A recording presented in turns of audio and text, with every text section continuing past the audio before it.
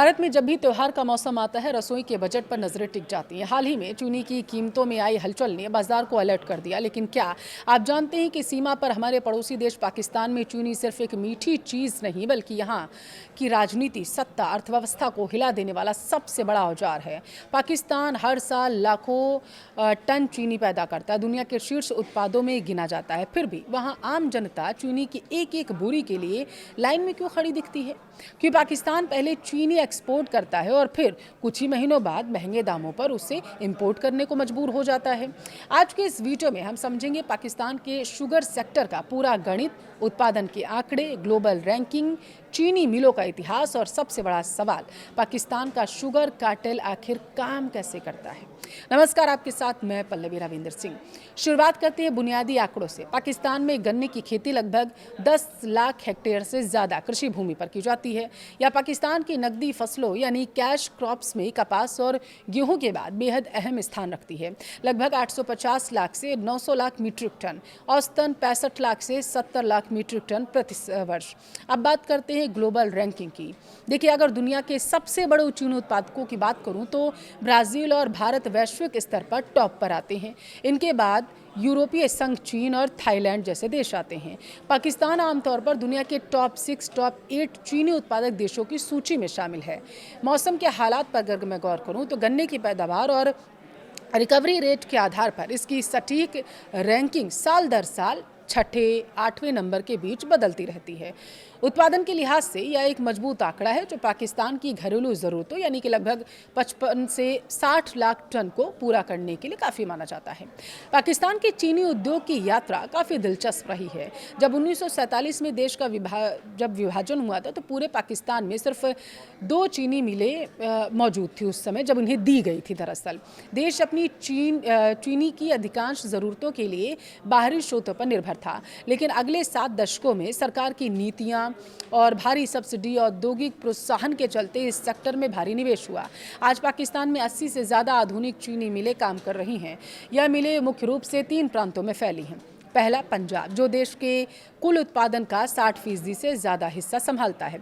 दूसरा, सिंध हो गया, जहां गन्ने की रिकवरी रेट बेहतर मानी जाती है। तीसरा हो गया खैबर पख्तूनख्वा, जहां छोटे और मध्यम स्तर की प्रोसेसिंग यूनिट्स हैं। इस विस्तार से लाखों किसानों, खेतिहर मजदूरों, ट्रांसपोर्टर्स और मिल वर्कर्स का एक विशाल नेटवर्क खड़ा किया गया है। लेकिन यहीं से जन्म हुआ एक ऐसे गठजोड़ का जिसने आगे चलकर पूरी ही अर्थव्यवस्था को अपने शिकंजे में ले लिया।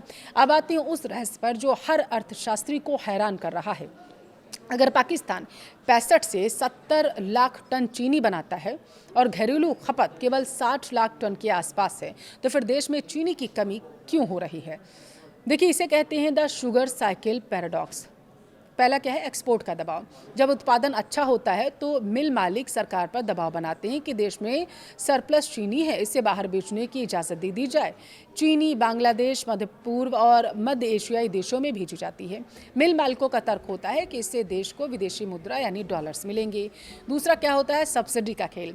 अक्सर अंतर्राष्ट्रीय बाजार में चीनी की कीमत घरेलू बाजार से कम होती है।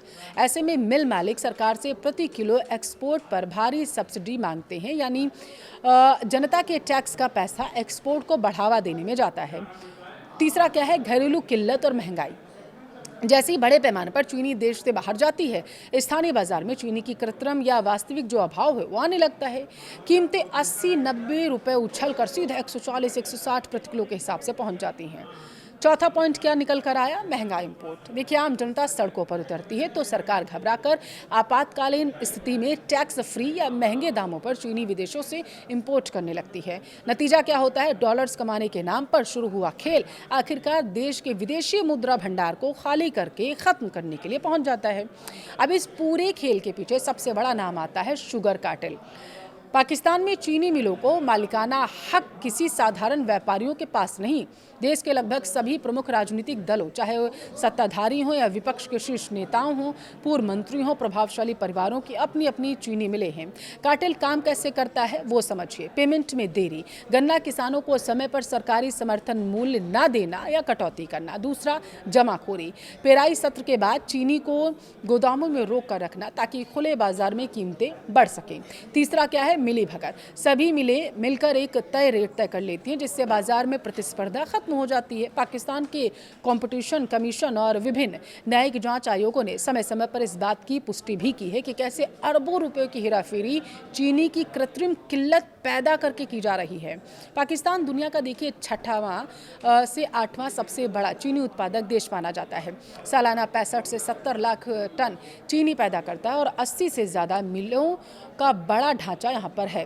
कागजों पर पाकिस्तान चीनी के मामले में आत्मनिर्भर है, नहीं बन पा रहा है, सरप्लस वाला देश है, लेकिन जब तक नीति निर्माण में पारदर्शिता नहीं आती और मिल मालिकों के राजनीतिक रसूख पर नकेल नहीं कसी जाती, तब तक यह मीठी फसल आम पाकिस्तानी उपभोक्ता गरीब किसानों के लिए कड़वी हकीकत बनती रहेगी। आपको क्या लगता है, क्या कृषि आधारित अर्थव्यवस्थाओं में ऐसे कार्टेल्स पर पूरी तरीके से नकेल लगनी चाहिए? कमेंट में ज़रूर बताएं।